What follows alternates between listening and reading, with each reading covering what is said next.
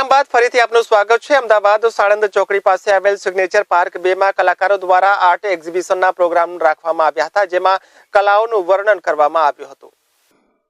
સમગ્ર દેશમાં અત્યારે ચાઇનાનો માલ અને ચાઇનાની પ્રિન્ટિંગ જોવા મળી રહી છે। ભારતમાં વધુમાં વધુ ચાઇનાની કલાકૃતિમાં લોકો વધારે રસ ધરાવી રહ્યા છે અને ભારતમાં બનતી કલાકૃતિમાં લોકો રસ ધરાવતા નથી, છતાં ભારતના કલાકાર એવા છે કે જે પરિશ્રમ કરવામાં પાછળ પડતા નથી।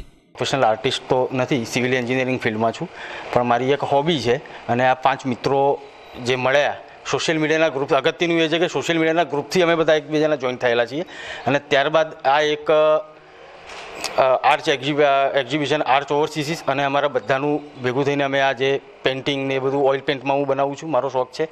બીજા બધા મિત્રોએ જે રીતે વોટર કલર આ તે એ રીતે બનાવેલા છે અને એ લોકોનો સાથ સહકાર અને આ પેઇન્ટિંગ એ હોબી છે અને હોબીને આજે અમારું એક એચિવમેન્ટ મળ્યું છે, એના માટે દરેક મિત્રોનો બહુ જ આભાર।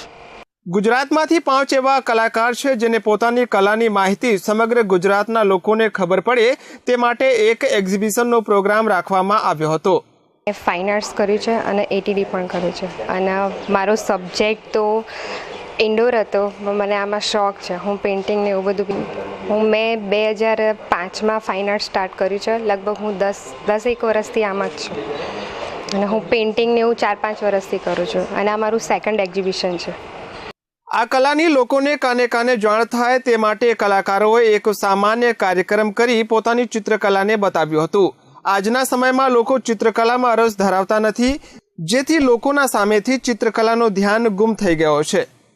હું 2010ની અંદર MSU બરોડાથી માસ્ટર્સ પાસ આઉટ કરેલું છે અને હું એક ગામડાથી આવું છું અને કલાની અંદર વોટર કલર માધ્યમ એ સૌથી અઘરો માધ્યમ છે અને મેં હંમેશા વોટર કલરને ઉપર જ ધ્યાન આપીને વોટર કલરમાં જ દરેક પેઇન્ટિંગ તૈયાર કરેલા છે અને કલા અગર જો જીવનમાં નહીં રહેશે તો સામાન્ય માણસ માટે પણ જીવવું થોડું અઘરું છે। એટલે મેં દરેક શહેર ગામ એવી દરેકે જગ્યાએ જઈને મેં મારા વોટર કલરને ડ્રો કરીને અહીંયા પ્રેઝન્ટ કરેલા છે અને મારે જેટલા બી આર્ટિસ્ટોએ અહીંયા કામ કર્યું છે એ એમના દરેકે માટે અને ભારતભરમાં જેટલા બી આર્ટિસ્ટો છે એ બધા માટે મારે એક મારી લખેલી પોએમ કહેવાય છે કે મારા જીવનની યાદો તાજી રહી ગઈ અને તસવીરો ઝાંખી થઈ ગઈ।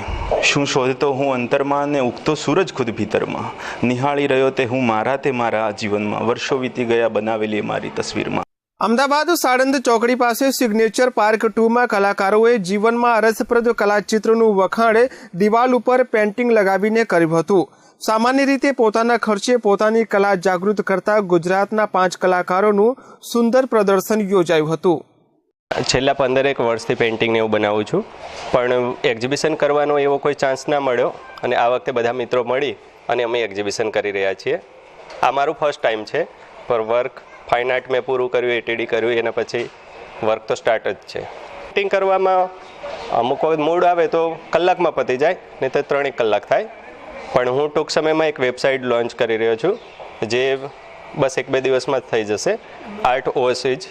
આ એક્ઝિબિશન 2 દિવસ માટે કરવામાં આવ્યો હતો, જેમાં દૂરથી કલાકારોની કલાને જોવા માટે લોકો પધાર્યા હતા। આ કલા એવી કલા છે જેમાં બહુ જ મહેનત પડે છે। એક ચિત્ર બનાવવા માટે ધ્યાનપૂર્વક એકાગ્રતામાં 2 થી 3 કલાક બેસવું પડે છે, ત્યારે એક કલા તૈયાર થાય છે। ત્યારબાદ આ કલાનું સૌંદર્ય વધારે સુશોભિત દેખાય છે। કેમેરામેન હેમંત